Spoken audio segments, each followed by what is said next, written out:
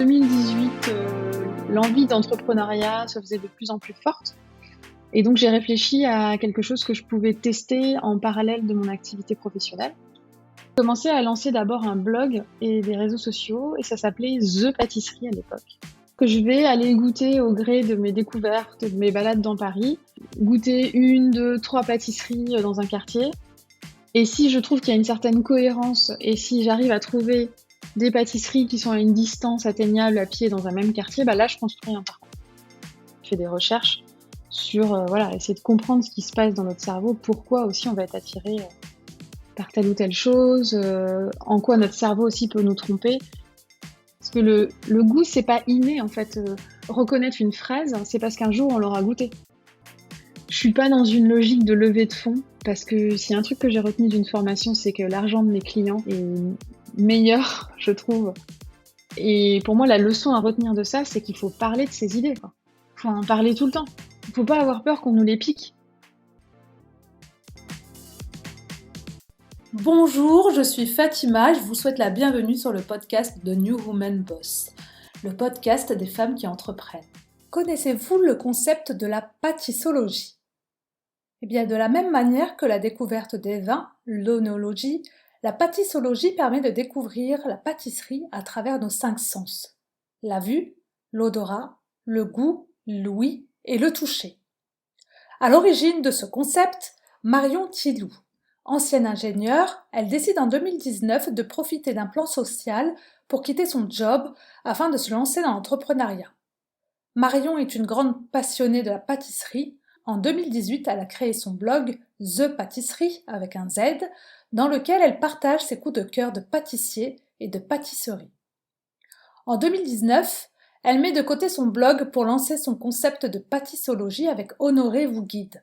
Le principe, faire découvrir aux amateurs du sucré des pépites dans la capitale parisienne, loin des pâtisseries et des pâtissiers devenus des stars. Marion profite du confinement et de l'été 2020 pour élaborer son business plan et faire évoluer sa cible. Elle travaille alors sur ses parcours, réalise une formation dans la pâtisserie et écrit un livre « Comment j'ai dégusté mon gâteau » avec le chef pâtissier Mathieu Dalmé, son partenaire depuis le début sur ce projet. Je vous invite dans cette interview à découvrir les coulisses de la création du concept de Marion, celui de la pâtissologie, un épisode dans lequel vous allez apprendre comment il est possible de transmettre des émotions à travers un livre et des parcours, des émotions qui passent par nos 5 sens, que l'on oublie parfois de mettre en éveil. À travers cette interview, vous allez également apprendre comment Marion a dû s'adapter lors de la période de confinement, compliquée quand notre projet n'est pas digital mais physique. Et avant de laisser place à Marion, je vais vous demander de bien vouloir prendre 1 minute, s'il vous plaît, pour noter et commenter l'épisode sur iTunes. Cela m'aide énormément et permet de mettre en lumière ces femmes au parcours unique. Je vous invite également à vous abonner à la newsletter sur le site de newwomanboss.fr. Je vous souhaite une très belle écoute. Bonjour Marion. Bonjour Fatima. Alors, tu es la fondatrice de Honoré vous guide. Tu es guide Tout à en fait. pâtissologie. Alors, tu vas nous expliquer ce que c'est. En tout cas, moi, c'est un thème qui me parle parce que je suis une grande fan de pâtisserie. Et je pense qu'on va passer un bon et beau moment. Et pour commencer, donc avant de rentrer un peu plus dans les détails, est-ce que tu pourrais te présenter, nous faire un petit flashback sur ton parcours avant de te lancer dans l'entrepreneuriat? Oui, tout à fait, bah, enchantée. Merci de me recevoir sur ton podcast. Du coup, je m'appelle Marion Tillou, j'ai 44 ans depuis peu, j'ai 2 enfants, je suis mariée, je suis originaire de la région Lorraine. Ça compte beaucoup pour moi, cette région. Mais malheureusement, je n'y vis plus depuis, une bonne dizaine d'années. Je suis, en région parisienne, voilà, dans les Yvelines et ce qui tombe bien puisqu'aujourd'hui, comme tu le disais, je propose des parcours de dégustation guidés, des circuits gastronomiques, en fait, autour de la pâtisserie et du concept de la pâtissologie. J'ai toujours été gourmande, depuis, vraiment, toute petite. C'est un peu un cliché, mais c'est vraiment la réalité. J'ai toujours aimé les gâteaux. Je suis un vrai bec sucré. Moi, je préfère 100 fois manger un gâteau que de manger une entrée. Donc ça vient vraiment Pareil, de voilà, ça vient vraiment depuis pareil. longtemps Et en fait, moi, à la base, je suis pas du tout dans ce domaine-là. J'ai fait des études scientifiques. Je suis ingénieure en chimie, enfin en génie chimique pour être précise. Et mes premiers jobs, enfin, j'ai fait une carrière d'une quinzaine d'années et notamment dans un grand groupe, pétrolier qui s'appelle Shell, en tant que d'abord commerciale puis, directrice marketing dans différents business. Voilà. D'accord, donc un monde qui n'a rien à voir avec ce que tu fais aujourd'hui. Rien du tout, Et donc tu as le travaillé lien pendant combien de temps dans la chimie? alors du coup dans le pétrole pendant 13 ans. Pendant 13 ans, d'accord. Ouais. Et mais jamais dans des fonctions, techniques, vraiment toujours dans des fonctions sales ou marketing, D'accord. parce que j'ai toujours aimé la relation avec les gens, en fait. C'est ça qui a fait qu'à la fin de mes études d'ingénieur, j'ai voulu bifurquer plutôt vers du commerce Mhm. et voilà et en 2018, l'envie d'entrepreneuriat se faisait de plus en plus forte et donc j'ai réfléchi à quelque chose que je pouvais tester en parallèle de mon activité professionnelle. Et j'ai commencé, en fait, l'idée m'est venue, en écoutant un podcast. En fait, D'accord, c'est oui, ça parce que qui j'allais est te poser la question, comment était venue l'idée de mmh. créer ces parcours sur la pâtisserie. Donc c'est en écoutant un podcast? Ça a pris un peu de temps, en fait, j'ai écouté un c'est le podcast qui m'a donné l'idée du domaine dans lequel je voulais, tester quelque chose. Donc c'était le podcast Génération XX que tu connais, Ouais, sûrement. je connais, ouais. Voilà, qui a inspiré, pas mal de gens et qui mettait en lumière des femmes. Mhm. Et en fait, je me suis dit: «Mais c'est vrai qu'il manque quelque chose pour indiquer aux gens comment trouver des bonnes pâtisseries» et souvent, moi, je me balade dans Paris, j'ai envie d'une pâtisserie, je sais pas forcément où aller, hormis si en amont, j'ai recherché sur Instagram, sur Google, sur plein de plateformes possibles, et souvent, on retombe un peu toujours sur les mêmes.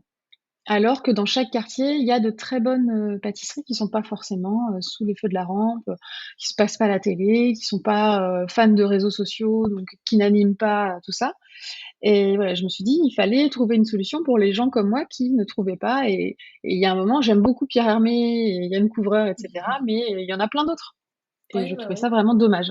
Mhm. Donc voilà, j'ai commencé à lancer d'abord un blog et des réseaux sociaux et ça s'appelait The Pâtisserie à l'époque, avec Ah un oui, Z. D'ailleurs le blog existe toujours, thepâtisserie.fr, mais il y a plus grand chose dessus oui, je suis tombée et dessus, j'ai vu.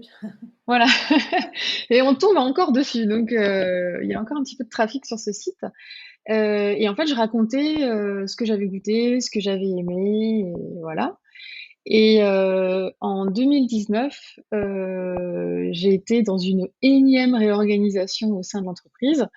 Et là, j'avais déjà fait on va dire 50 du chemin dans ma tête de Ouais. partir.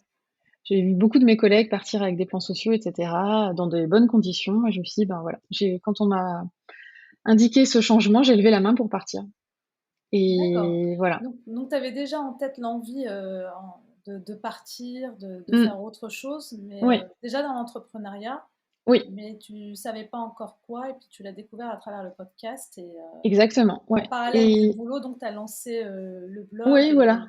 De avril 2018, enfin, à partir d'avril 2018, j'ai lancé The Pâtisserie sur Instagram, sur Facebook et le blog et ensuite c'est devenu Honorez vos guides. Mais ça, c'est arrivé du coup, en juillet 2019, j'ai pris la décision de partir.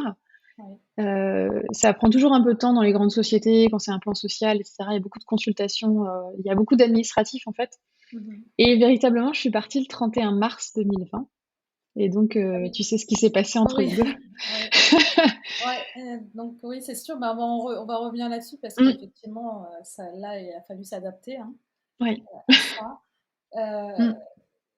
tu disais que tu étais une grande passionnée de pâtisserie, ça te vient d'où cette, passion?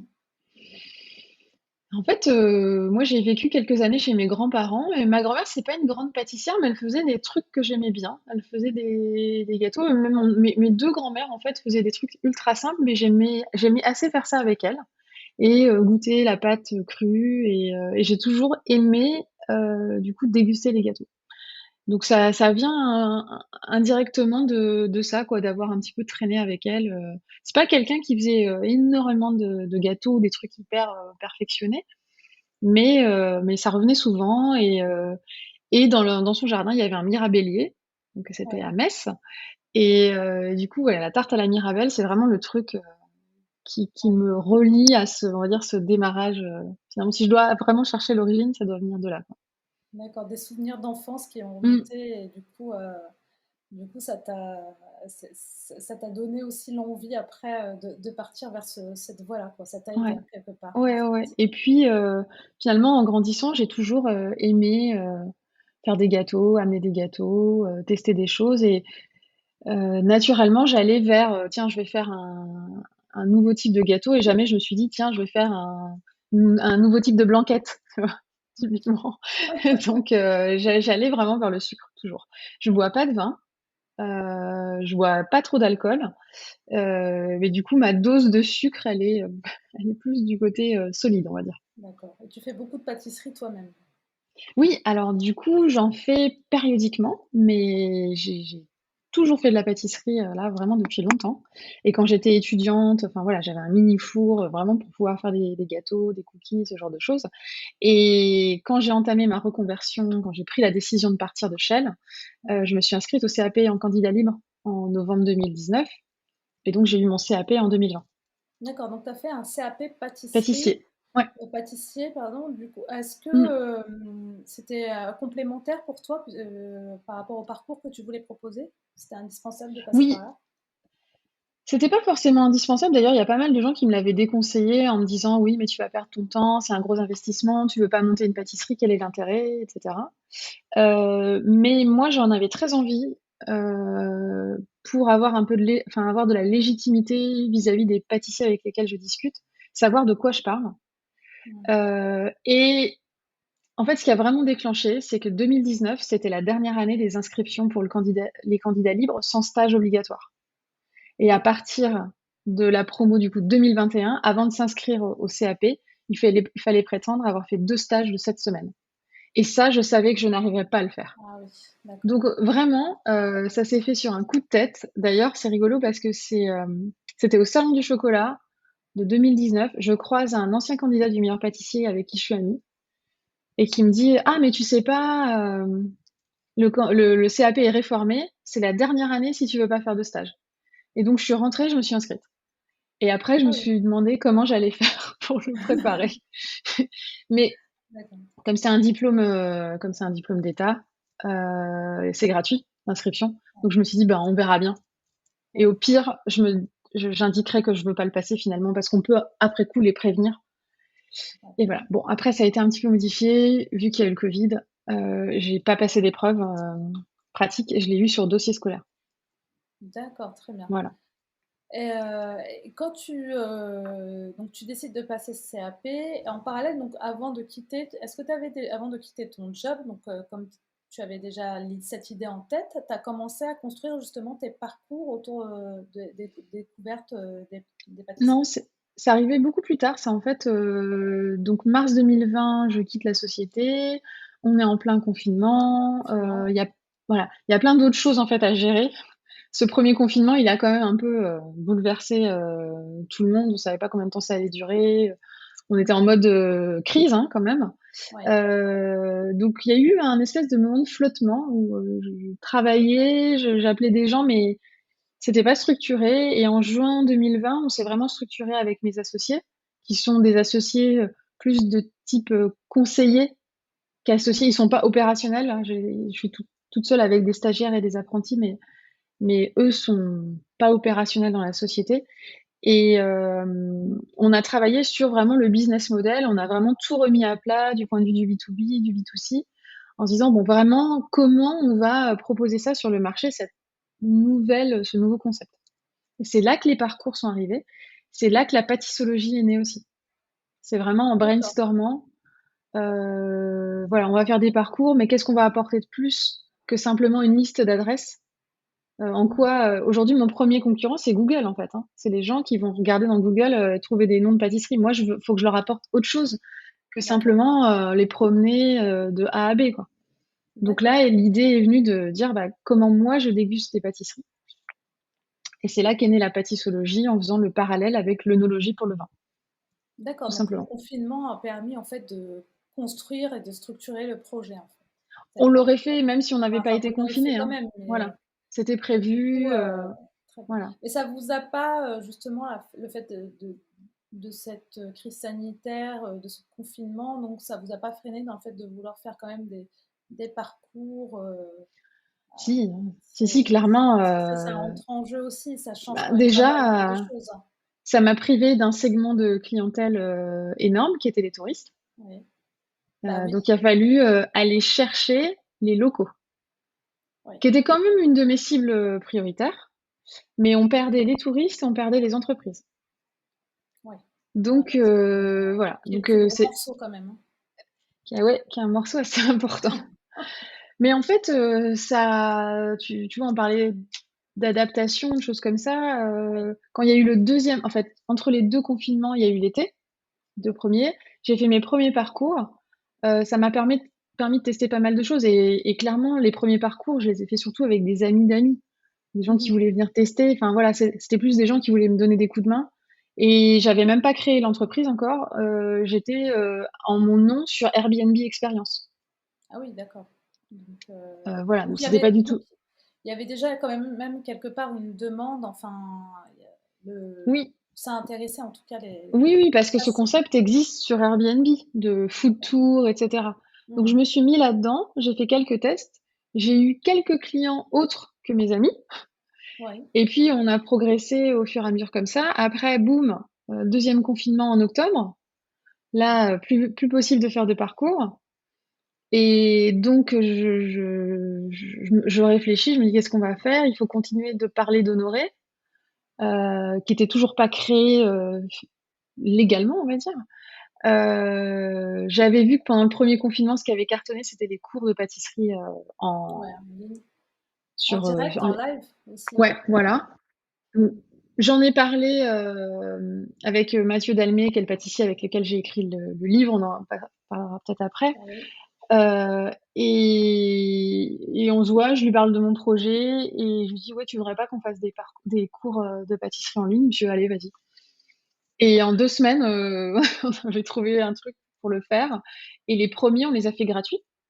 C'est-à-dire que, voilà, on a eu une soixantaine de personnes qui se sont connectées pour apprendre à faire un marbré et puis moi je venais, avec, ma petite, webcam, et puis mon téléphone et c'était vraiment, de la bidouille et puis après on s'est un petit peu organisé, on a commencé à faire payer les cours.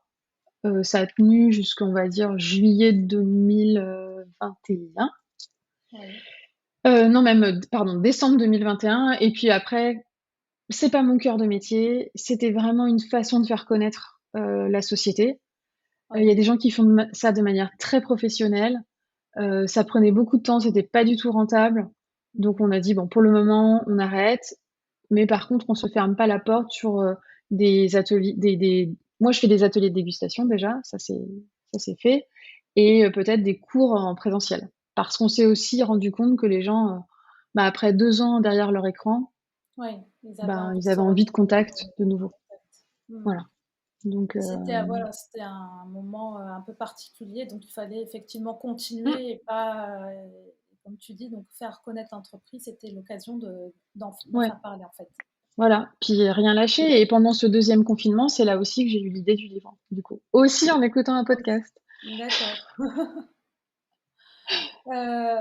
Bah, avant de parler du livre, du coup, je voulais savoir un peu justement comment vous, parce que vous étiez plusieurs à travailler sur le parcours, comment vous les concevez du coup les parcours, comment vous les avez imaginés? Alors ça, c'est vraiment moi qui les conçois, et ça ne part jamais du lieu, ça part toujours, des pâtisseries. C'est-à-dire que je D'accord. vais aller goûter au gré de mes découvertes, de mes balades dans Paris. Je vais, goûter 1, 2, 3 pâtisseries, dans un quartier et si je trouve qu'il y a une certaine cohérence et si j'arrive à trouver des pâtisseries qui sont à une distance atteignable à pied dans un même quartier, bah là, je construis un parcours.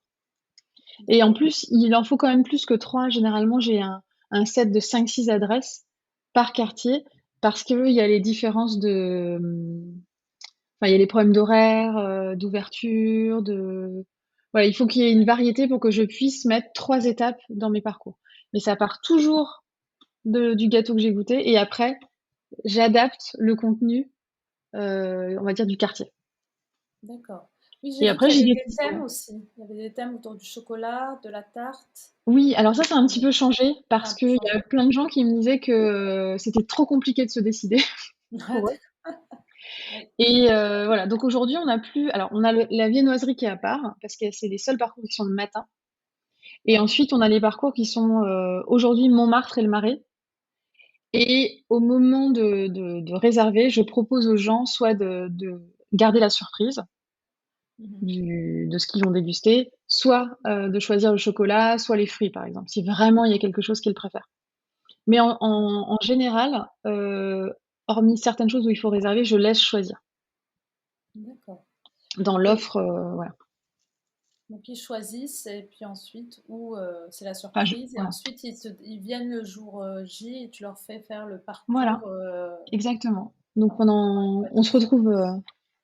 on se retrouve à un point de rendez-vous Mhm. et ensuite pendant 2 heures, on se balade, on d'une pâtisserie à l'autre. Il y a 3 pâtisseries. Quand le chef est dispo et cetera, il y a souvent une discussion avec le chef. Parfois, quand il a vraiment du temps, on va au labo. Enfin voilà, ça dépend un peu des chefs, ça dépend aussi du moment. Mhm. Quand on est en période de fête, par exemple, Noël ou Pâques et cetera, là, c'est pas possible, Ils sont ils sont débordés. vraiment dans le jus.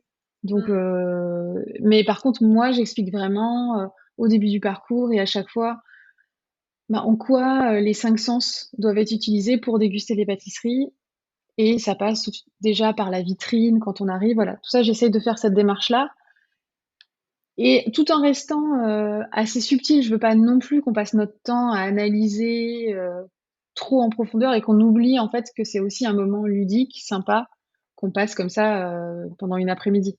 Voilà, c'est la balance et puis j'adapte aussi en fonction des gens. Il y a des gens qui sont très techniques, qui me posent plein de questions: «Oui, mais qu'est-ce que vous pensez de la tarte comme ci, comme ça?» et d'autres personnes qui ont juste envie de manger des gâteaux Ouais. donc j'adapte, mais j'essaye de garder le fil conducteur des 5 sens en leur rappelant, bah: «Est-ce que là, vous avez senti quelque chose de particulier? Est-ce que, la texture, vous l'avez trouvée, suffisamment croustillante? Voilà, qu'est-ce que ça est-ce que ça vous rappelle quelque chose?» Ça, c'est un peu le fil conducteur. D'accord, oui, c'est justement, oui, le concept que tu as appelé pâtissologie, que Mmh mh. vous avez inventé, Mmh l'art et de la déposer, dégustation et déposé en plus, oui, et tout déposé à aussi. fait. L'art de la dégustation de pâtisserie, à travers le prisme des 5 sens. Donc Mmh parce mh. que les pâtisseries évidemment, ouais, ça nous éveille, tous les sens. Certains, ça va leur rappeler certains souvenirs d'enfance, Tout le d'autres, monde. Mmh. voilà, tout le monde en général. Ouais, ouais, ouais, tout le monde et puis, l'exemple numéro un, c'est Marcel Proust, hein, dans Oui. sa fameuse madeleine, qui Mmh. va lui rappeler énormément de sensations. Tout le monde a un souvenir d'enfance et ce qui est rigolo, c'est que c'est rarement la vue qui va nous rappeler. C'est au moment où on le goûte, c'est l'odeur, Mmh. c'est la texture qui vont rappeler, des choses et donc c'est vraiment parti de le livre est parti de ça. De ce postulat, de toutes les sensations et après j'ai fait des recherches sur, voilà, essayer de comprendre ce qui se passe dans notre cerveau, pourquoi aussi on va être attiré, par telle ou telle chose, en quoi notre cerveau aussi peut nous tromper. Il y a une très bonne expo en ce moment, je sais pas quand tu diffuseras, cet épisode, mais je crois que ça dure jusqu'en août. Il y a l'exposition Banquet à la Cité des Sciences à Paris, qui vraiment permet de s'amuser avec ça et voilà, si demain je te fais goûter une madeleine rose ou rouge, il y a de fortes chances que ton cerveau te trompe et te dise que c'est une madeleine à la framboise, à la fraise, alors que j'aurais mis un tout autre ingrédient à l'intérieur. C'est juste parce que notre cerveau nous conditionne sur plein de choses. Donc il y a ces aspects-là que j'ai un peu creusés. Il y a aussi le côté, croustillant. Hem, les choses qui font du bruit, ça vient aussi de notre cerveau primitif qui sait que quand ça fait du bruit, quand c'est croquant, ça veut dire que c'est frais Mmh. ou que c'est cuit. Donc c'était assez amusant aussi d'essayer de trouver pourquoi, notre cerveau nous rappelle des choses, pourquoi une odeur, en fait, va Oui. nous rappeler un souvenir. Bah, c'est parce que le centre, responsable des odeurs, il est à côté du centre des émotions et c'est pour ça que c'est très lié, D'accord. en fait, on emmagasine. C'est aussi là que se trouve notre mémoire, autobiographique. C'est-à-dire que tous nos souvenirs vont aller s'inscrire là et ils vont être réveillés, en fait, par une odeur, qu'on va percevoir, quoi. Donc D'accord, oui, voilà, c'était c'est vraiment c'est super intéressant. Donc vraiment, on a tous les sens en fait Ils se mettent en action, Mmh. la vue d'abord et puis après, L l'odeur et l'odeur, le bruit, oui et puis le toucher avec la texture et puis évidemment le goût, hein. Tout ça, c'est quand même très lié. Le tout à Il faut quand même que ce soit bon, hein. Je suis pas en train de dire que ça peut être beau et pas bon. fait. Voilà, Bah mais oui, en fait, oui c'est parce que un c'est le final ensemble. en fait, hein, c'est Ouais, ouais, ouais, mais malheureusement, il y a un peu une dérive parfois dans la pâtisserie du beau au détriment du bon. On peut Alors il y a le cake design, moi j'ai rien contre, mais c'est assez rare que ce soit vraiment très bon. ouais, On va avoir on va avoir en beaucoup de général, c'est pâtes très à lourd, sucre. c'est beurré, Voilà. c'est très, on a du Mmh. mal à digérer, quoi. Voilà, il y Ça a reste un quelques peu exceptions, avant. mais voilà, là c'est vraiment, et c'est aussi pour ça que je pense que ça c'est pas tous les jours qu'on va manger un gâteau, de cake design justement parce que c'est pour des occasions très particulières, un anniversaire et cetera, où là, c'est vraiment le beau qu'on souhaite. Mais voilà, il faut toujours garder en tête que ce qui compte, c'est le goût, mais que le goût va être construit par plein d'autres choses, par la texture également, par l'odorat. Si tu goûtes, l'expérience qui est faite chez à Banquet et que moi je fais faire aussi, c'est de se boucher le nez, de manger une graine de coriandre, Mmh mh. de la mâcher, toujours avec le nez bouché, on va rien sentir.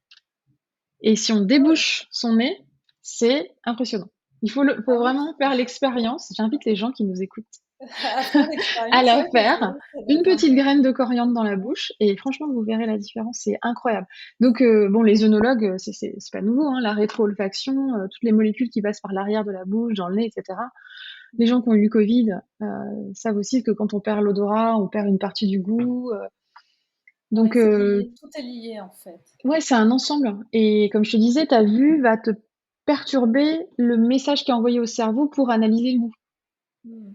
Parce Oui. que le goût, c'est pas inné en fait, reconnaître une fraise, c'est parce qu'un jour on l'aura goûté et donc on saura que c'est le goût de fraise. Mais si on n'a jamais goûté un goût de fraise, il y a rien dans notre cerveau qui est répertorié sur goût de fraise. Mmh. C'est un mélange d'acidité, de sucre, de texture, de plein de choses où là notre cerveau va dire: «Ah ça c'est une fraise» et elle est bonne ou elle est pas bonne. Oui Donc et ça se joue dès l'enfance, en fait. Dès qu'on est mmh. petit, on c'est là qu'on enregistre, toutes Ouais, ces toutes les goûts, en saveurs, fait, ouais. toutes les saveurs qu'on goûte pendant Mmh. l'enfance. Et même après, hein, quelqu'un qui n'aura jamais je prends toujours l'exemple de la fève de tonka, Ouais, parce que quelqu'un qui aura jamais goûté cette une fève fête, tonka et c'est rare, qu'on ait goûté ça quand on était enfant, enfin c'est si, vrai. mes enfants, moi, ils ont goûté parce que j'en Tu utilise les as fait souvent, goûter, ouais. voilà, mais c'est pas dans la palette classique, en fait Oui. et du coup, ça se construit, et les œnologues, les sommeliers, en fait, construisent, à force de goûter des choses, c'est vraiment on construit cette mémoire olfactive, sensorielle, en fait. Mmh. Ça ne s'arrête jamais et c'est ça qui est assez chouette, en fait, hein, de C'est découvrir des chouette, nouvelles ouais. choses, Ouais, c'est plutôt sympa. des nouveaux goûts et ouais, Mmh. c'est super intéressant. Mais du coup, pour, réaliser ces parcours-là, pour les construire, tu as dû donc j'imagine mettre en place, pas mal de partenariats avec avec les pâtisseries? Oui, oui, oui, alors c'est des partenariats, plus ou moins, développés. Il y a des Mmh. gens que je préviens, simplement ou je réserve simplement, puis il y a des gens avec qui on a plus d'échanges, qui sont des vrais partenaires et puis, en fait, ça se construit petit à petit au fur et à mesure où ils Mmh. me voient arriver. Mmh. Régulièrement, ben, ils se posent plus de questions, certains me proposent, des tarifs préférentiels, mais moi j'arrive pas en demandant ça. Pour le moment, Oui. j'essaye d'être assez, profil bas, en fait, et quand je pourrais leur apporter plus de volume, bah, là, peut-être qu'on discutera de partenariats plus, développés. Mais, heu, mais c'est souvent, finalement, il y a aussi des histoires de coups de cœur, c'est-à-dire des gens que j'ai rencontrés, que je trouve, très chouettes et que j'ai aussi envie de mettre en avant leur travail Ouais. et et et chez des gens qui en ont certains, je trouve, en ont plus besoin que d'autres aussi. Ouais. Oui, Donc oui, bah, oui, parce qu'effectivement, donc on a vu tout un engouement, ça fait plusieurs années maintenant mmh, autour, de la pâtisserie, hein. On a les ouais, c'est émissions clair. sur les pâtisseries, et puis il y en a même qui sont devenus des stars, hein. On peut dire Mmh mh, Pierre Hermé, complètement. Cédric Grolet, donc il y en a plein, donc Mmh, et c'est vraiment ça. C'est vrai que dans Paris, on a des petites pâtisseries qui sont mmh, dans des petits des coins qui peuvent pépites. être très des pépites et Mmh, forcément qui ont moins de visibilité que les plus grands qu'on voit régulièrement à la télé ou dans la presse. Mm. Bon, après, il y a des petites émissions sympas, mais bon, je pense que tout le monde n'y a pas accès ou tout le monde ne regarde pas du style très très bon qui fait découvrir aussi Oui. ce genre de petites pépites.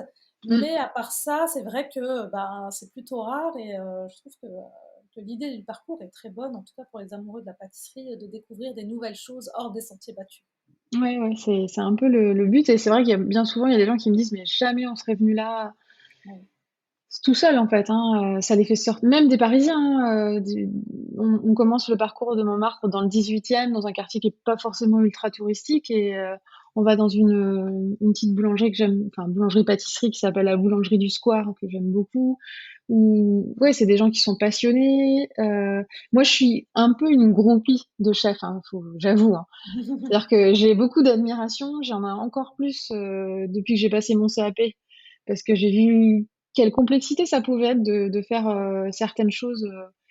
C'est des gens qui sont pas forcément. Enfin, il y a des stars maintenant, évidemment. On parle de Cédric Grolet, Pierre Hermé, Cyril Lignac, mais c'est pas la majorité du tout. Et c'est des gens qui sont dans leur labo, au sous-sol, Mm. qui prennent pas la lumière méritée, quoi. Mm. Et Qui passent leur temps à tester de nouvelles choses et qui sont vraiment ouais, passionnés en tout cas de leur métier. et qui essayent de faire vraiment bon.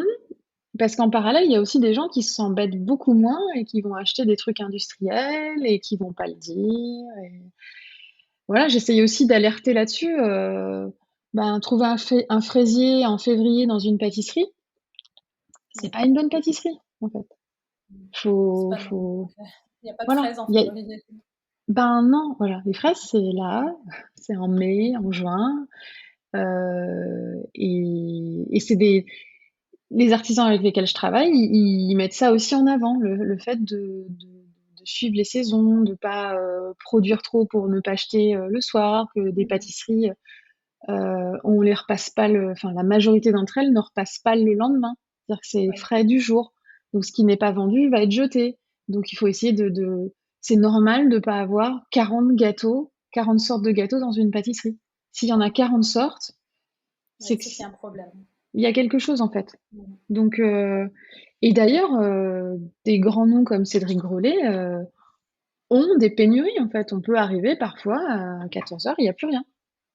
Mais en Oui. fait, c'est normal, sauf que le consommateur il est tellement habitué à claquer des doigts et à avoir tout, Ouais. tout le temps, qu'il y a une espèce de frustration. Donc, c'est compliqué parfois pour les commerçants de dire, mais oui, mais les gens me demandent ça à 18 heures, ils veulent de la tarte aux fraises en février. Qu'est-ce que je fais? Je dis non, je me prive de certains clients, mais j'ai besoin de faire rentrer du chiffre d'affaires. Enfin, c'est un métier vraiment compliqué, comme tous les métiers de bouche, hein, mais Ouais. bon, c'est celui que maintenant je connais le mieux, et donc ça me pousse encore plus à les aider. D'accord. Et comment justement, quand on parlait aussi de partenariat, j'imagine qu'il y a aussi des partenariats pour te faire connaître, pour faire connaître les tours, les guides, Mhm. les tours les parcours pardon, que tu proposes. Alors, comment tu t'y es pris là-dessus? Alors, il y a les réseaux sociaux, Ouais, que ça je gère seule. Mais en fait, je pense que la bonne décision que j'ai prise, c'était en juillet de l'année dernière, de me faire accompagner par une attachée de presse. d'accord, oui. Après, ça aide bien. Voilà. Parce qu'en fait, le B2C, il y a les réseaux sociaux, mais ma clientèle, elle est pas forcément ultra connectée. Oui, Et donc, c'est des gens qui lisent la presse, qui écoutent la radio, qui regardent la télé. Donc en fait, c'était le bon timing parce que le livre sortait en octobre. Et pour moi, c'était un outil de communication quand même, ce livre. oui. Donc l'idée, c'était de ne pas finalement louper ce moment fort que j'allais avoir à l'automne. Donc c'est pour ça qu'à partir de juillet, j'ai pris les services d'une attachée de presse qui s'appelle Marion aussi. Oui. On est plein de Marion dans l'équipe. Et ma stagiaire s'appelle Marion aussi. Donc Ah oui, que des Marion, le que trio. des Marion, exactement. Et voilà. Et du coup, ça m'a permis euh, d'avancer, de construire une notoriété, de mieux ressortir dans Google, par exemple. Donc Ouais. voilà, d'avoir de la Là, radio. Je suis passée sur Europe 1, je suis passée, bah, tu parlais de très très bon. J'ai fait un petit passage sur Très Très Bon aussi, d'être dans des magazines, voilà. Et tout ça, ça fait que ça se construit, mais c'est long en fait, hein. Et moi, j'ai pas explosé sur les réseaux sociaux. Je suis pas une influenceuse. J'ai pas 30 000 personnes qui me suivent. Donc c'est un gros boulot. Non, mais comme tu dis aussi, ouais, c'est quelque chose aussi. C'est là aussi, c'est là où est ta clientèle, c'est-à-dire qu'elle est plutôt télévision, presse, radio. Donc effectivement, la presse, c'était quelque chose d'indispensable Ouais, dans ton plan de communication. exactement. Et la radio, le fait de passer sur Europe 1 m'a amené énormément de business, vraiment. Énormément de clients. Puis après, moi, j'ai d'autres actions puisque j'ai d'autres. Il y a les parcours de dégustation, mais je fais aussi du team building pour les entreprises. Donc là, c'est beaucoup plus sur le bouche à oreille, sur les réseaux comme LinkedIn. La partie touriste, bon, les touristes reviennent. Donc je participe à des salons, je suis référencée à l'Office de tourisme de Paris. Oui, c'est ce que j'allais te Donc demander. Les voilà. offices de tourisme, c'est aussi une façon de faire connaître Mm. auprès des Mais touristes. après, clairement, tu vois, on parlait tout à l'heure de rôle modèle, etc., et de femmes entrepreneurs. C'est pas simple, en fait, de, euh, de se faire connaître quand on est sur le B2C, mais même sur le B2B, quand on n'est pas du milieu, en fait, hein, parce que chaque profession va avoir son petit milieu assez fermé. Moi, je bossais dans les travaux publics avant. Ben, j'ai eu l'impression, et j'étais au bout de 10 ans reconnue dans ce milieu-là, on savait, hein. Ben, j'ai eu l'impression de tout recommencer à zéro Reprendre la scène. ouais, pour me faire connaître dans le milieu de la pâtisserie, dans le milieu des critiques de pâtisserie, dans le milieu aussi de l'édition. euh, on a l'impression, en fait, ouais, vraiment de repartir, ouais, vraiment à zéro. Et si je peux partager une expérience, quand on faisait des dédicaces de livres, je suis allée faire une dédicace dans un centre, enfin, un Cultura, hein, pour le citer. Mhm. Et là, grand moment de solitude, mais moi, je suis personne, en fait, personne me connaît, tu vois. Ouais, Et bah, pendant une demi-heure, tu es là à attendre, il y a personne. ouais. Là, tu manges vraiment, tu retournes à zéro. Et à un moment, je dis, bon, bah, c'est pas possible. Donc, je suis pas restée sur ma chaise. Je me suis mis dans le rayon pâtisserie avec mon livre et j'ai Mhm. interpellé les gens. Je me dit, vous Ah oui, connaissez la d'accord. pâtissologie, hein. Et j'étais quand même fière de moi. J'ai vendu 7 livres en 2 heures. Ah bah, Et c'est je me bien dis, en fait. mais T'as vendu ton propre livre, en fait. ah C'est bah ça. là, j'étais en mode Ouais, dans l'action commerce. en fait. Mais en fait, on est obligé tout le temps. Ouais. Et c'est quand même assez épuisant. C'est vrai que faut, l'entrepreneuriat, ce qu'on voit dans les médias, c'est toujours le truc hyper glamour. J'ai levé 3 millions, j'ai fait ci, j'ai fait ça, je suis super connue. Mais en fait, pour une personne, une femme qui arrive à faire ça, et heureusement, il y en a de plus en plus, mais c'est pas énorme, c'est toujours pas la majorité. Il y en a plein aussi qui galèrent dans leur coin à se faire connaître. Tu vois, là, on fait une campagne de financement participatif pour Oui, j'ai vu. Ouais. voilà, financer les parcours, digitaliser. Mhm. Ben, on sort les rames, quoi, hein, quand même. Ouais. Ouais, je pense que Ouais. l'entrepreneuriat, c'est un mélange de je suis sur un roller coaster avec des Ouais. rames, en fait. Tu vois? Ouais, je vois. Tu Ouais. vois le concept un peu. Donc, Je vois. Oui, puis en plus, même ceux qui sont mis en avant, en général, on ne sait pas que juste avant, elles ont galéré aussi pendant ouais, plusieurs années avant d'en arriver là où elles sont, quoi. C'est juste que, clairement. on n'en parle pas assez, quoi. Ouais, Donc, il y a des déceptions. il y a, ouais. Euh, il y a plein de déceptions. Je disais, moi, j'ai postulé à un incubateur il y a un mois. Ben, j'ai été jusqu'à la phase finale, mais j'ai pas été prise, quoi. Puis avant, j'avais pas été prise non plus. Et voilà. Puis bon, bah après, c'est génial parce que 2 semaines après, d'un coup, il va y avoir un article qui sort sur le livre. Mhm. Bon, bah, c'est top, mais faut tout le temps, en fait, ouais, se remotiver et accepter la déception et accepter qu'on soit triste, quoi. Triste, dégoûté, en colère, c'est pas juste. Et qu'est-ce qui te fait Tout le... tenir, justement? Alors, du point de vue très terre à terre, je suis soutenue par le Pôle emploi.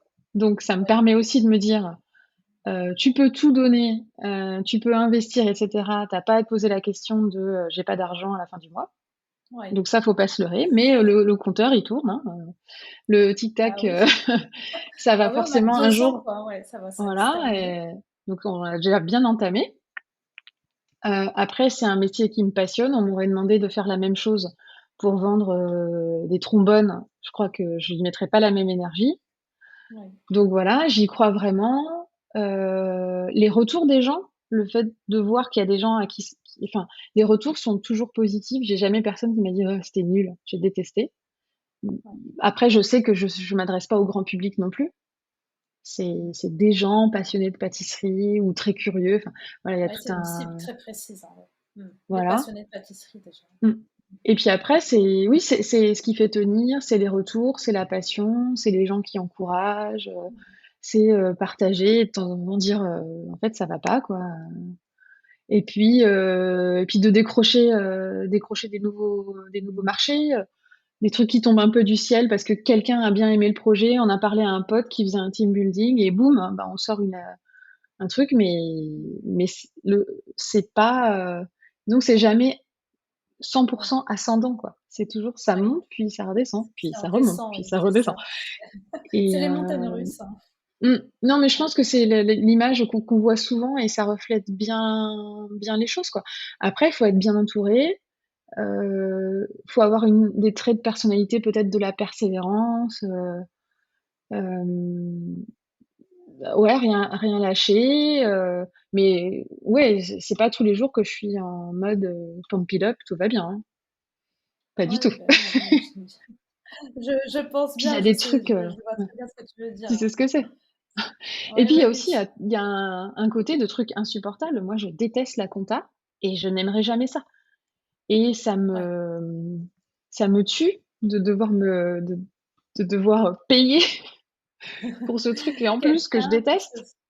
ouais, Voilà, et bah, là et puis, ouais, il y a des trucs vraiment super pénibles, donc ce que j'adorerais, c'est, avoir eu à un moment une idée avec quelqu'un et m'être lancée à 2. Mais, mmh. c'est Oui, parce que la solitude aussi, ça peut mmh, être pesant. Mmh. ouais, Totalement. ouais. Alors, en ce moment, j'ai une stagiaire, une apprentie, j'ai une autre stagiaire qui arrive lundi, Ah, donc ça, ça c'est va. chouette, mais bon, c'est des personnes beaucoup plus jeunes que moi. Heu, je crois que là, j'ai ma première stagiaire née, au 21e siècle qui arrive. Toutes les autres étaient encore nées en 99, donc Ouais. ça allait pour mon moral. Là, ça me fait un peu bizarre, mais donc c'est du sang neuf, mais c'est pas des personnes qui peuvent, vraiment m'aider à me rassurer, en fait. Ouais, je vois ce que tu veux dire. Ouais. Ils sont là pour aider, mais pas il y a ouais, le fait de se sentir rassuré, de pouvoir échanger sur, les problématiques qu'on a au Oui, quotidien. Là, ça ouais, faudrait voilà. quelqu'un comme un associé, quoi. Mmh. Oui, voilà, et j'ai des associés, mais qui sont, minoritaires et qui sont plus en mode conseil. Donc je vais pouvoir Mmh. appeler sur certaines choses, parfois un petit peu plus opérationnelles, mais qui vont avoir un regard extérieur sur ce qu'on fait, qui vont aussi m'encourager, tout ça. Mais qui vont pas être là en train de me dire: «Bah, dans ton tableau Excel pour la BPI, non, il faut que tu mettes ça», en fait. Mmh. Oui, oui, oui, c'est pas leur Mmh. rôle, oui. C'est pas eux qui vont venir pitcher avec moi, c'est pas eux qui vont venir, sur le plateau de télé avec moi. Bon, après il y a des exercices que j'aime bien faire, tu vois? J'aime bien parler comme tu as pu t'en rendre compte, Mmh. et je suis pas quelqu'un de timide, donc ça, c'est Oui, pas tu la hésites pas à y difficulté. aller, quoi. Donc on le sent que tu es passionné par le projet, que tu hésites pas justement Mmh. à le vendre, à y aller. Et justement, est-ce que au niveau de ton positionnement, justement, les entreprises B2B, seraient pas en peut-être quelque chose qui serait, beaucoup plus à creuser en termes Ouais. de chiffre d'affaires et Si, de si, mais on le creuse beaucoup, hein. On le creuse ouais, beaucoup, ça on a revient beaucoup là d'offres. maintenant après Oui, oui, confinement oui. et tout ça là? Depuis Mmh. l'année dernière, depuis automne, Mmh. j'ai recommencé à faire pas mal de team building. J'en ai qui sont programmés déjà pour l'automne, Ouais. voilà, et c'est vrai que clairement, c'est du volume, d'affaires qui rentre de manière plus importante, hein. Tout de suite, tu as 10 personnes au lieu d'avoir, 2 personnes que tu promènes, Ouais. voilà. C'est ça qui m'a permis, de faire des investissements en permanence, Mmh. pour la boîte. Moi, je me rémunère pas et tout ce qu'on gagne repart, dans, des relations presse, dans du développement SEO. Aujourd'hui, on travaille sur le site. sur le développement de l'application mobile et moi, je cherche par tous les moyens à faire rentrer des fonds. C'est pour ça aussi qu'on fait, la campagne de crowdfunding. Je suis pas dans une logique de levée de fonds, Mmh. parce que s'il y a un truc que j'ai retenu d'une formation, c'est que l'argent de mes clients est meilleur, je trouve, Ouais, enfin voilà, moi je préfère, avoir ouais, des ac vendre des choses, avoir des activités et le réinvestir d'accord. plutôt que de faire, S'autofinancer. voilà. Moi je tant que je voudrais, fonctionner sur ce modèle-là qui, selon moi, est plus pérenne parce qu'il démontre que tu as un business, en fait, existant Mmh. et je me sens pas du tout en phase avec la startup nation, de j'ai levé un et où finalement, c'est quoi la pérennité, quoi? Est-ce qu'il y a une rentabilité réelle autre que de faire juste rentrer des gens, quoi? Mmh. Je Ouais. et je sais pas Quitte à si c'est rester une question indépendante, ouais totalement et je sais pas si c'est indépendante, une c'est question d'âge ou quoi, mais je me sens pas du tout en phase avec cette espèce de microcosme en ce moment de start-up, bon, déjà parce que je suis pas spécialement dans la tech, oui, enfin même pas c'est du tout, ouais. et là on développe une application mobile, donc ça va me mettre un pied dans la tech, mais la finalité elle est pas tech, elle est expérientielle, en fait. Mmh. Ouais, pas du tout dans le domaine, donc c'est encore Mmh. autre chose et ouais, je comprends très bien l'envie de rester indépendante plutôt que s'autofinancer et Ben, ouais, c'est je c'est pense un que c'est choix. plus sain, en fait, hein, quand même. Ouais. Ouais, oui, ça reste sain, c'est sûr. On sait Mmh. au moins dans quoi on met notre argent et Mmh. enfin, c'est le nôtre, quoi. C'est quelque Ouais. chose qui a été gagné, qu'on réinvestit, c'est pas celui Mmh. d'investisseurs extérieurs. L'investisseur, Mm. Oui. ou à moins que ce soit, effectivement des gens qui s'investissent vraiment, mais pas que financièrement, c'est-à-dire qu'ils viennent Mm. s'associer, opérationnellement à 100. Et là, Ouais. c'est différent, mais là, ça peut c'est un mariage, quoi, hein, Oui, carrément, ouais, c'est autre chose. donc c'est compliqué quand même. Justement, tu parlais juste, pour revenir rapidement sur le livre. Tu as écrit le livre «Comment j'ai dégusté mon gâteau», Mmh. avec le chef Mathieu, Dalmier. Donc ça, c'est un livre que tu as écrit donc pendant le confinement. Est-ce que tu peux nous en dire quelques mots? C'est aussi une façon, en fait, de faire connaître l'activité? C'est Mmh. pour ça que tu l'as écrit? Oui, en fait, c'est vraiment, bah, je te dis, encore un podcast. Cette fois-ci, j'étais en train de courir, dans mon kilomètre autorisé pendant le deuxième confinement et j'écoutais un podcast sur, Victoire Loux, qui est une autrice, journaliste qui a écrit un livre, qui s'appelle, je crois que ça s'appelle «À la maison», qui était un recueil de recettes de chefs confinés. Et voilà, elle expliquait comment elle s'était auto-éditée et j'avais trouvé ça hyper intéressant et je suis rentrée et j'ai dit à mon mari, qui est aussi un de mes associés, «Je devrais écrire un livre sur la pâtissologie pour faire connaître la pâtissologie, en fait». Parce que quand tu écris un livre, ça te légitime, en fait, ça prouve que tu as quand même, rassemblé, les savoirs dont tu parles, dans un endroit. C'est quand même un gros boulot. Ça apporte quelque chose, quoi. Et il me fait: «Bah oui, mais bon, comment tu vas faire ça?» Je dis: «Bah, je sais pas, je vais m'auto-éditer, j'en sais rien» et il se trouve qu'on connaît quelqu'un qui travaille, dans l'édition Ouais. et à qui j'ai parlé de mon projet, mais je n'avais aucune idée de ce qu'elle faisait vraiment dans l'édition, j'avais pas du tout, en fait, entre, voisins, on se parle pas forcément de ce qu'on fait dans nos jobs respectifs. On sait qu'on bosse dans tel et tel domaine, mais ça s'arrêtait là. Mais il se trouve que cette personne a pu, en fait, me donner, enfin, me mettre le pied à l'étrier et me faire rencontrer, l'éditrice qui s'occupait de la partie food, à qui j'ai, en gros, pitché mon idée et qui m'a dit: «Ben, go, quoi». Donc Ah, j'ai eu c'est beaucoup bien, de en fait, chance ouais, et ouais, ça a j'ai eu permis, beaucoup en de fait, chance. de réaliser ce que tu voulais, Ouais.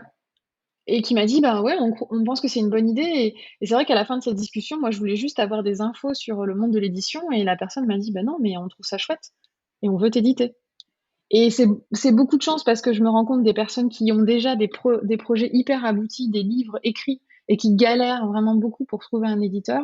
Moi, ça s'est fait un peu dans l'autre sens et pour moi, la leçon à retenir de ça, c'est qu'il faut parler de ses idées, quoi. ouais, Faut ouais, il en faut toujours parler tout le parler temps. autour de soi, ouais. Faut pas avoir peur qu'on nous les pique. parce qu'en fait, c'est une chose d'avoir une idée et c'est une chose de la mettre en action. Et voilà, du coup, ça s'est fait comme ça. On a signé, enfin voilà, c'était en novembre 2019 et le livre est sorti en octobre non, c'était en novembre 2020 et le livre est sorti en octobre 2021. Et D'accord. entre-temps, ben, du coup, à la fin d'un cours de pâtisserie en ligne avec Mathieu, je lui ai dit: «Tiens, tu sais, en fait, j'ai parlé de mon truc à un éditeur, ça l'intéresse, tu voudrais pas me donner un coup de main sur les recettes?» Et il m'a dit: «Ben ouais». Puis voilà. Donc le partenariat s'est fait comme ça avec Mathieu, donc Ouais. il t'a aidé donc sur le livre, sur la partie recette. Mmh. Et du coup, moi, j'avais pensé à voilà, le concept du livre, c'est faire découvrir la pâtissologie, mais illustrer la méthode avec avec des gâteaux. C'est-à-dire, pour D'accord. expliquer, les odeurs, on va prendre la tarte tatin. Pour expliquer, le bruit, on va prendre le millefeuille. Et Mmh. du coup, bah, après, c'était aussi un travail de construction avec l'éditeur. Moi, j'avais une idée, on a un petit peu évolué dans la construction et maintenant, c'est comme ça, donc il y a une partie sur la science et les émotions et ensuite, il y a toute une partie, qui découle les sens les uns après les autres et au fur et à mesure, on explique par une pâtisserie. Donc il y a 20 pâtisseries qui sont décortiquées de cette manière et à chaque fois, on va, hem, donner la méthode, expliquer l'histoire de ce gâteau, décrypter la dégustation, donc je refais la dégustation, donner les bonnes adresses pour ce gâteau et le bon moment aussi pour le déguster. Il y a un référentiel de dégustation qui est à chaque fois décliné pour chacune de ces recettes et Mmh. il y a la recette de Mathieu. Donc D'accord. on retrouve, En fait, ça reprend le concept de l'opéra, le pâtissologie, Saint-Honoré. c'est ça, ça reprend le Ouais, concept de pâtissologie autour des sens, autour des 5 sens. exactement. À la base, moi, je voulais D'accord. l'appeler «Précis de pâtissologie», ce livre, mais c'était peut-être un petit peu compliqué, donc on l'a revu et puis, qu'est-ce que et du coup, ça a été aussi un travail d'équipe puisque, il y a un photographe, David Japy, qui a fait les photos des gâteaux de Mathieu et ce sont tous de vrais gâteaux qu'on a mangés, hein, c'est pas du faux. Qui a Je les été ai tous mangé juste mangés. après. Tout à fait. Il y a une styliste culinaire, Garlone Bardel, qui a apporté aussi on voulait vraiment que le gâteau, les produits soient au centre, donc il y a pas de vaisselle, il y a pas de choses pour détourner l'attention. C'est vraiment le produit, à l'état brut, enfin le gâteau qui est le centre de tout.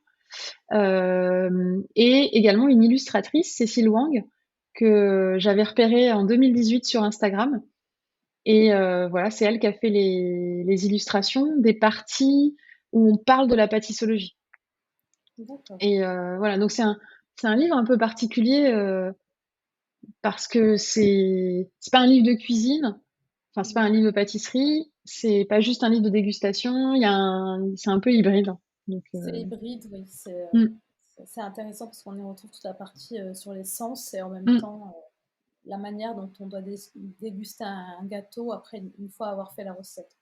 exactement. Oui, parce qu'il y a pour moi, il y a des gâteaux qui par exemple, un Paris-Brest, pour moi, c'est pas un gâteau de fin de repas.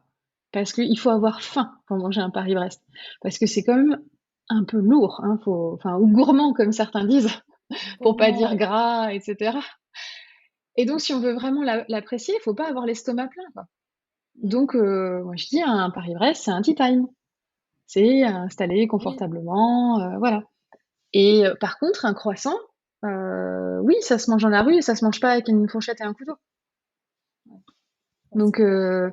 mais après c'est bon, c'est toujours mon opinion, hein, que j'exprime comme ça, mais j'ai l'impression qu'il y a pas mal de gens quand même qui se sont, retrouvés là-dedans et j'ai régulièrement des retours sur les réseaux sociaux de gens qui m'ont dit: «Ah, on a bien aimé ce côté, sensation», voilà, c'est un livre original. D'accord. C'est quoi ta pâtisserie préférée justement? Et ben, c'est le Paris-Brest. Ah, c'est Paris-Brest, d'accord, Ouais, OK. j'adore. T'en as un en particulier, d'un pâtissier en particulier ou? Bon, alors évidemment, je suis obligée de dire celui de Mathieu Dalmey, hein, en numéro 1, ex aequo Ah ouais, avec, Yann Couvreur. d'accord, très Ouais, bien. Je pas goûté celui Ouais, de j'avais Yann goûté Couvreur, il celui est de Philippe, Conteccini que j'avais adoré, à ouais, l'époque quand il était à la Pâtisserie des Rêves. non, mais c'est un très bon choix, mais on le retrouve plus celui-ci. parce Ouais, que la pâtisserie des rêves n'existe plus. Et ouais. mais il a Mais vraiment redoré le blason du Paris-Brest, Philippe ah Conticini, hein, complètement, ouais. parce C'était que c'était léger en vraiment plus, c'était pas désuet. Voilà. Et c'est là, avec l'insert praliné, voilà. Moi, j'adore le praliné. J'en fais moi-même avec plein de types de fruits secs. J'adore ça. Et l'insert praliné, c'est ce qui fait tout. Et dans celui de Diane Couvreur, il y a un insert praliné très croustillant. Ça apporte beaucoup de texture. Ouais, c'est vraiment voilà, mon préféré ex aequo. Je fais attention à ce que je dis. Mais voilà. Et du coup, dans la recette de Mathieu, on a beaucoup insisté sur la texture parce qu'il est dans le chapitre sur le toucher. d'accord, Et très bien. voilà, il est vraiment très bon ce Paris-Brest. Bon ben, j'invite les auditrices à aller goûter les 2 alors, Ouais, il ouvre celui de Mathieu et de en Yann. voilà, il ouvre en septembre, avenue de Clichy dans le 17e. D'accord. Donc on peut donner rendez-vous à toutes les gourmandes et elles peuvent déjà réserver Oui. leur pâtisserie parce que c'est une de mes contreparties du financement participatif. C'est mon instant publicité. Oui, bah oui, parce que tu es en pleine campagne, j'ai vu, Ouais, le mmh, crowdfunding, donc pour faire plus de parcours, c'est ça? Et oui. des parcours digitalisés, donc qu'est-ce que ça veut dire des parcours digitalisés? Et ben, ça veut dire qu'au lieu d'être avec moi pour faire un parcours, les gens, pourront, en fait commander à travers, sur, l'ordinateur. Ouais, Et ensuite, ils arriveront sur une interface qui leur permettra de choisir quel parcours ils veulent faire, quelle durée, d'accord, quel type de gâteau. Et les gâteaux seront précommandés, réservés pour eux. Et ensuite, en autonomie, ils auront un créneau pour commencer leur parcours, mais en autonomie, ils pourront faire le parcours guidé par le téléphone. Au lieu de m'avoir d'accord, moi avec eux, ils m'auront moi dans le téléphone. d'accord. Et C'est voilà, l'application en fait sur laquelle vous exactement. travaillez? Voilà, mais c'est pas une D'accord, application qui se téléchargera sur Apple Store, et cetera. Ce sera lié directement avec leur commande, parce que bon, installer une application, c'est toujours un peu pénible pour les mmh, consommateurs, surtout quand on fait pas ça tous les jours. Donc l'idée, c'est après, mais vraiment d'avoir une expérience digitale avec des vidéos, avec des explications de ce qu'on va manger, mais de le faire en autonomie, un peu à son rythme, parce qu'il y a des gens qui ont pas envie de passer 2 heures avec moi, en fait. Qui vont se dire: «Elle est vraiment saoulante». Et non, on ah veut mais notre si tu leur apprends tranquillité. plein de choses sur la pâtisserie, donc ils sont toujours contents d'en savoir Oui, plus, hein. Et d'ailleurs, mais si tu peux nous rappeler le tarif, c'est combien justement un parcours, alors un parcours Yann? en physique aujourd'hui, c'est à partir de 50 € par personne quand on est dans un groupe et ça va jusqu'à 180 € pour 2 personnes quand c'est privatisé.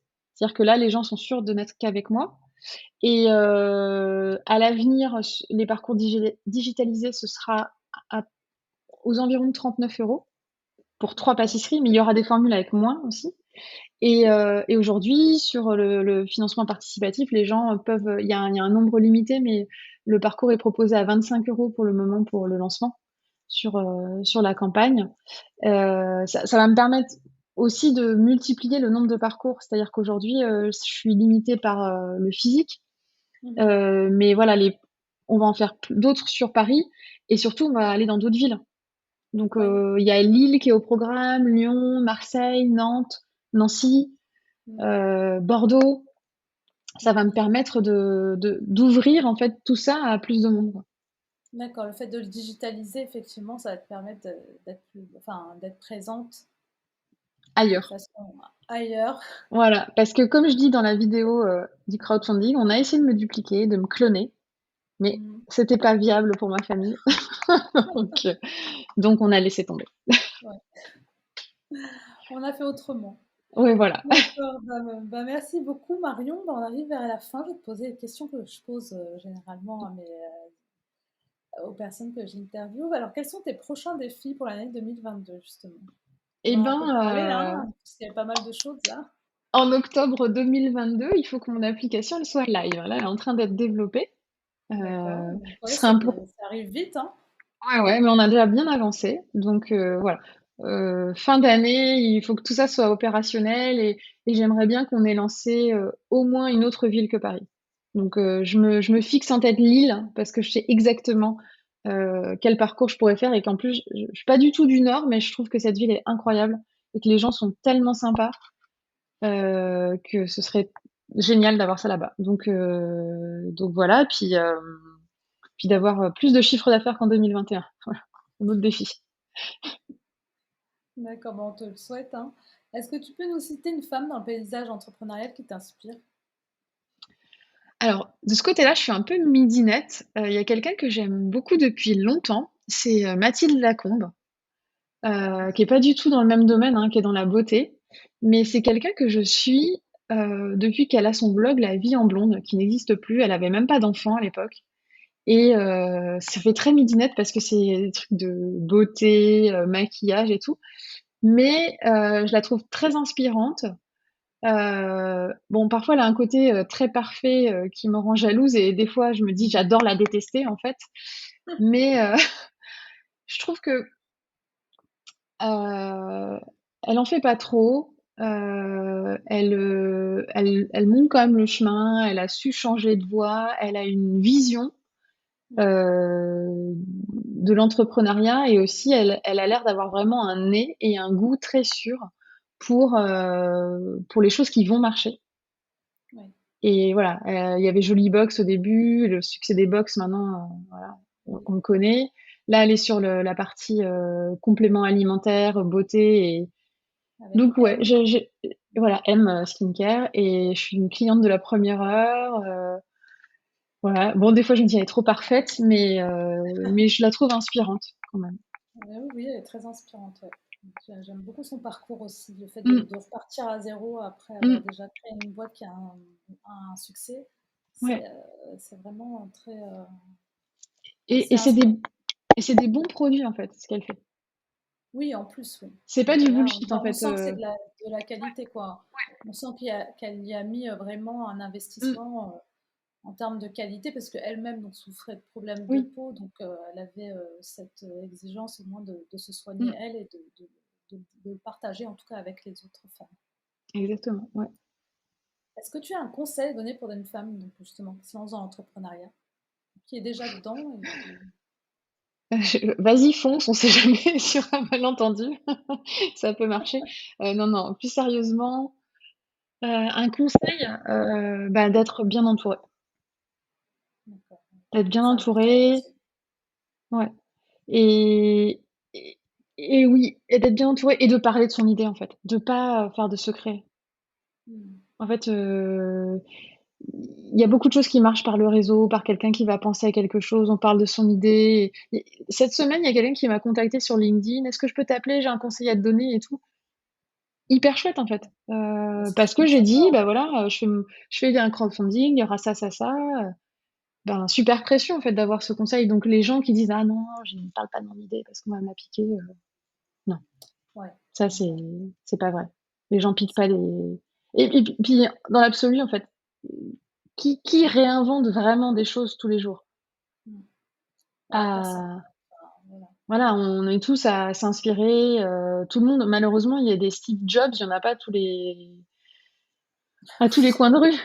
Non, c'est sûr. Voilà.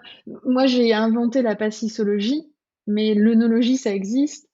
Hmm. Le mot n'existait pas, mais pour la pâtisserie, mais des gens qui font des dégustations de gâteaux, même dans la rue, un peu sur le même principe, ou pas forcément que de gâteaux, ou des gens qui décryptent, sur Instagram ce qu'ils ont goûté, il y en a plein, en fait. Hmm. Oui. C'est la Après, façon toi, dont on le fait qui va changer, voilà, donc c'est ça, ouais. C'est mmh, ta façon à toi, c'est ta touche à toi, en fait, qui fait que ouais, ça va changer la chose et que les gens, ils vont s'identifier, qu'ils vont... exactement, donc et il y a de la place pour tout le monde et s'il y a de la concurrence, c'est une bonne chose. Ça veut dire qu'il y a un marché. Ça, c'est ce Totalement, qu'on ouais. dit, tout le temps, partout, c'est un peu bateau, mais c'est la réalité, quoi. Quand on nous demande s'il y a pas de concurrence et qu'on c'est pas possible, en fait. Ou alors faut changer d'idée, quoi. C'est ça. Si on est tout seul, c'est qu'il y a un problème. Mmh. Est-ce que tu as une maxime qui t'accompagne? Il y a une phrase que j'aime bien, mais c'est pas vraiment ça qui m'accompagne, mais c'est, Émile Zatopek, le coureur, à pied, parce que je fais de la course à pied. Enfin, j'en faisais plus avant, mais qui disait: «Si tu veux courir, cours 1 kilomètre et si tu veux changer ta vie, cours un marathon». Et pour avoir vécu ça, je peux dire que ça change la vie effectivement et ça change complètement le mental et il y a beaucoup de choses, beaucoup de parallèles qu'on peut faire entre l'entrepreneuriat et le marathon. Oui, Parce que le oui, sport même en général, oui, c'est ça. voilà, il faut se former, il faut s'entraîner, Il faut remettre beaucoup de choses en question. Il faut savoir se lever le pied quand il faut ralentir. Mmh. Il faut se soigner de temps en temps. C'est un sport individuel mais très communautaire parce qu'on n'est jamais tout seul sur une course. Et moi, je l'ai vécu plein de fois, des moments, des coups de mou où un gars que je connais pas sort de nulle part et me dit allez, non, on finit ensemble et tout. Donc, et puis voilà, faut tenir la distance, quoi. Ouais. Donc, Ouais, c'est vraiment ça, c'est vraiment un parallèle avec le mm, sportif, mm, ouais. mentalement. Bah oui, et ça change Euh, vraiment les choses. Exactement. Est-ce que tu as un livre, podcast ou documentaire que tu recommandes souvent? Alors, un livre que je recommande beaucoup en ce moment, parce qu'on n'en a pas du tout parlé, mais je suis très féministe et je, je l'affirme, mon féminisme engagé, à mon échelle. Hein, je suis pas dans une asso ou quoi, mais je fais en sorte que Ouais. les choses évoluent à mon échelle. Et donc, le livre de Lorraine Bastide qui s'appelle Présente, Ah oui. je le trouve très bien. Il est très dur. Mm. Je spoilerai pas la fin, mais il est très dur. C'est la réalité des chiffres. Il y a des choses qu'on peut pas nier. C'est sur Mm. la présence des femmes dans la société. Et quand j'avais fini ce livre, j'avais envie de descendre dans la rue avec une pancarte et d'aller défiler. Donc ouais, à mettre dans plein de mains. Il y a un autre livre que j'ai acheté il y a pas longtemps qui s'appelle Feminist in Progress, qui est une BD. Et je pense que c'est à mettre très tôt dans les mains des ados. Et Ouais. pas que des filles, en fait. Pour les sensibiliser, bah oui, justement. Ouais. Si on veut que ça Ah, progresse, il faut justement sensibiliser beaucoup aussi ouais. les garçons. Ah oui, oui, c'est vraiment une question. C'est pas juste un problème de femmes, hein, Non, non, pas du tout. la place des femmes dans la société. Mm. Donc voilà. Donc c'est la petite touche de féminisme pour finir à l'heure où on a une première ministre. Femme. Euh, ça, Ouais, ça avance, mais il faut que tout le monde continue à se battre. exactement. Bah, merci beaucoup, Marion. Si on veut Merci à t'écrire, ça toi. se passe où? Alors, on peut m'écrire directement sur marion@honorezvousguide.fr, ça c'est mon mail. Sinon sur les réseaux sociaux, Instagram c'est Honorez Vos Guides, sur LinkedIn, ben voilà, c'est LinkedIn, Déjà pas mal. Facebook, c'est déjà pas mal. Allez voir mon site web honorezvousguides.fr. Et puis ben, en ce moment, ben, voilà, je sais pas quand tu diffuseras, mais peut-être que la campagne de crowdfunding sera encore active, donc Je mettrai voilà. le lien, oui, dans le Ouais, descriptif. on finira C'est jusque quand? mi-juin, fin juin, donc je pense. D'accord. Donc voilà, tout est important d'en parler. La moindre contribution, genre même 5 euros, c'est important. Donc voilà, là c'est c'est là-dessus le Participer focus en ce pour moment. se soutenir, ouais. Ouais, voilà, exactement.